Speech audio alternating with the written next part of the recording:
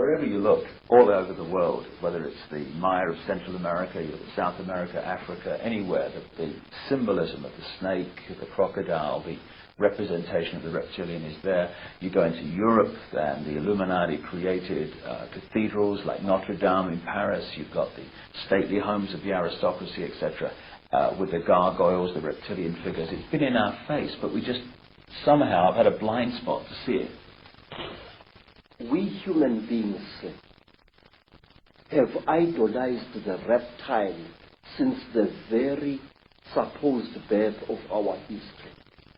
Go even further, much further. What was the creature which was honored by the ancient Greeks in their Delphic oracle? The python. What is the creature that stands next to the figures of the goddess Athena? The python. No matter where you look, go to China, where I once went. Who are the principal characters who brought wisdom to humankind? Creatures, part snake and part human being, one of whom I remember correctly was called Nu, a word which occurs also in Africa, and her brother was Pua, and sometimes it's turned into one creature, Nukwa, she. Everywhere we human beings have sacrificed our dignity as a species and attributed great intellect and great glory to reptiles, tortoises, turtles, lizards, snakes. Why? And even now, our fascination with the reptile and the amphibian has not stopped. In fact, it's growing. The popularity of all those dinosaurs, in cartoon as well as in serious form, it makes me uneasy. If we could just pick up this line of bloodlines, which the Sumerian tablets talk about, which you talk about, the interbreeding of humanity, and how the accounts explain that these crossbreeds were put into the positions of royal ruling power, almost as like demigods, middlemen between the gods, the CHITAURI, the reptiles, and the people. Those bloodlines, in my own research, became the European royal families and aristocracy, and today are the ruling, banking, business, and political and royal lines of the world. And the genealogy supports this increasingly. Is there a tradition also that the royal lines of Africa go back to the same source? Please, you don't have to believe me.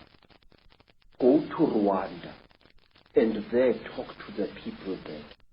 They will tell you that the founding ancestors of their dynasties, the first kings who came from the sky, and they were called Imanugela, the ascending ones. Say, many African tribes believe that when the gods came down from the sky, they found human beings very, very stupid. And the human beings could not come before the gods in order to be taught. So what the gods did, and this is a story that you also find amongst the Dogoni people in West Africa, because the human beings were afraid of approaching these reptile gods. The reptile gods cold-bloodedly slaughtered one of their number and shed out its flesh with a specially gathered crowd of human beings. And these human beings, then became the ancestors of our first great kings. Now, sir, African kings jealously guarded their blood. If the royal lines of Africa claim descendants from the same source, basically, have those lines interbred as obsessively as the European aristocracy and royal family, and not bred outside of those lines? Yes, sir. Royalty had to marry royalty. That was one of the strictest laws in ancient times. Which is obviously where we get the term the divine right of kings from. It's not actually God, it's actually the gods. Yes, sir, yes. Royalty intermarried with royalty. You were not allowed to take a commoner as your senior wife if you were a king. You could take commoners after your senior wife. After the genetics has been achieved. Yes, sir. Now, another thing, it is like the Sangomas. Very, very strictly speaking, a Sangoma who was sometimes viewed as a king or a queen was not allowed to marry outside her caste or his caste. Sangoma had to marry Sangoma, otherwise the non-Sangoma blood would pollute the god blood inside the Sangoma. The lady that I quoted in my books, Kathy O'Brien, who wrote her own book, Transformation of America, about being a mind-controlled slave of the American elite, she talks in there about seeing George Bush as president and vice president shapeshift into a reptile. And so many other people have told me this story of world leaders today changing into reptiles in front of their eyes and then changing back again.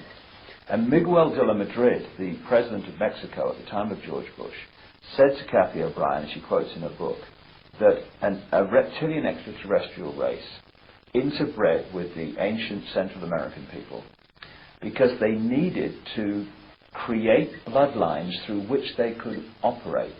Yes. And he said that these bloodlines were, in effect, today's world leaders.